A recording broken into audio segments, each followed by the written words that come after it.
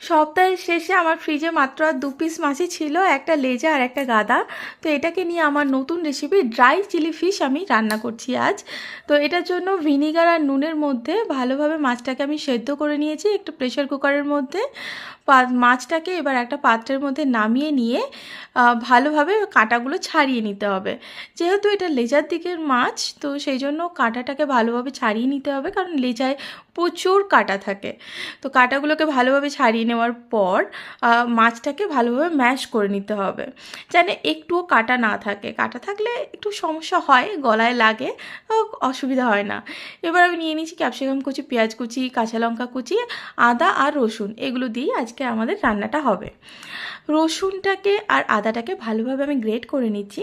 কেউ চাইলে এটাকে পেস্টও করে নিতে পারে, বাট পেস্টের থেকে আমার মনে হয় গ্রেট করে নেওয়াটাই বেটার।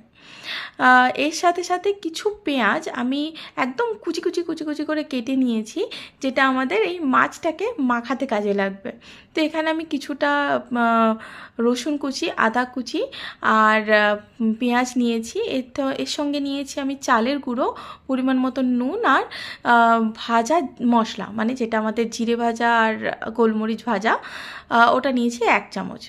দিয়ে ভালোভাবে এটাকে মাখিয়ে গোল গোল করে নিয়েছি। কেউ চাইলে এখানে কর্নফ্লাওয়ার ইউজ করতে পারে, বাট আমি চালের গুঁড়ো ইউজ করেছি। এবার এই বলগুলোকে ডিমের ব্যাটারের মধ্যে ডুবিয়ে আবার চালের গুঁড়োর মধ্যে আমি কোট করে নেব। এখানে একটা বাটির মধ্যে ডিমটাকে ফেটিয়ে রেখেছি। এবার এটাকে এক এক করে এক একটা বল নিয়ে কোট করে নিচ্ছি আমি।